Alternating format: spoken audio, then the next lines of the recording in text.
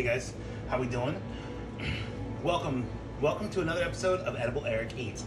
Today we're going to sous vide some lamb shanks. I have 2 lamb shanks ready to go. I have 2 bags ready to go. Remember, you want to fold down the sides of the bags so you don't get any gunk here and therefore inhibit your ability to seal. So, and I have a little red wine. It's going to be a very simple, very straightforward recipe. So this, I have a little bit of a lamb rub that we use at the restaurant. It is more of a dry brine. It's got salt, some sugar, and some Italian seasonings in here. We're gonna put this liberally on our lamb shanks.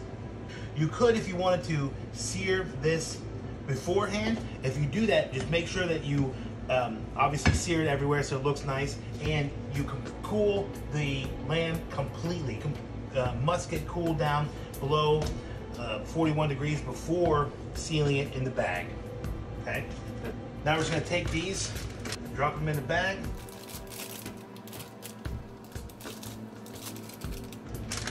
And we're going to add a little bit of our red wine to each.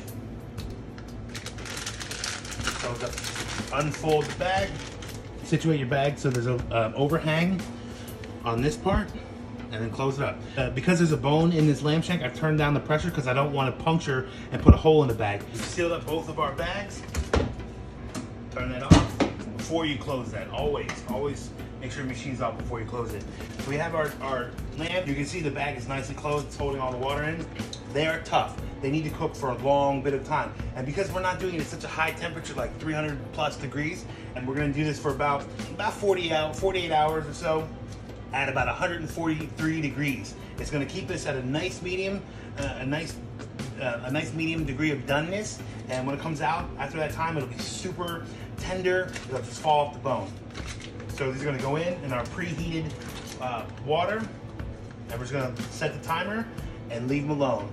We can come back to that. In a little while.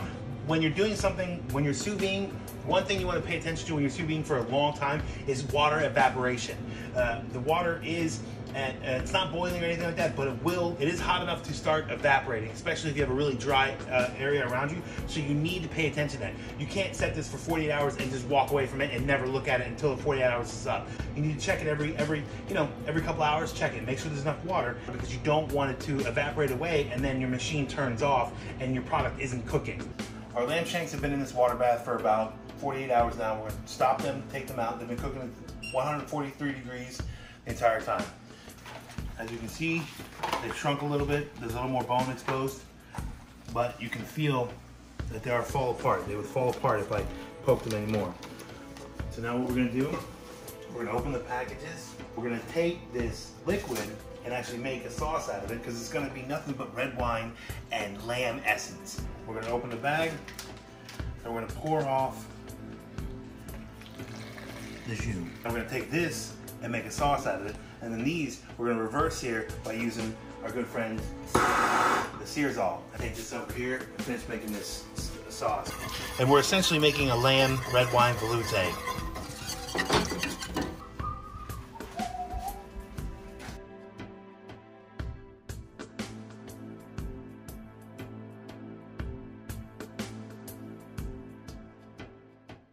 So you can see the before, kind of plain. Now you can see the after.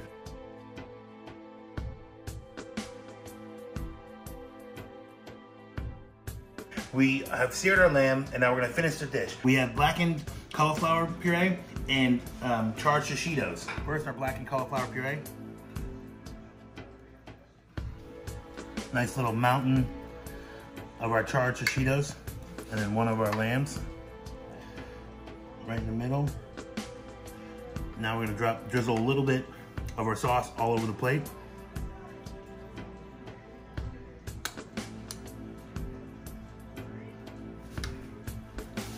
Sous vide lamb shank with a blackened cauliflower puree and charred Shishitos. Thank you guys for watching. Appreciate it. Have a good night, guys, and keep on eating. Looking to up your cooking skills? Click subscribe for more delicious content where I break down techniques, dish out succulent tips to help you not just keep on eating, but encourage you to grow on.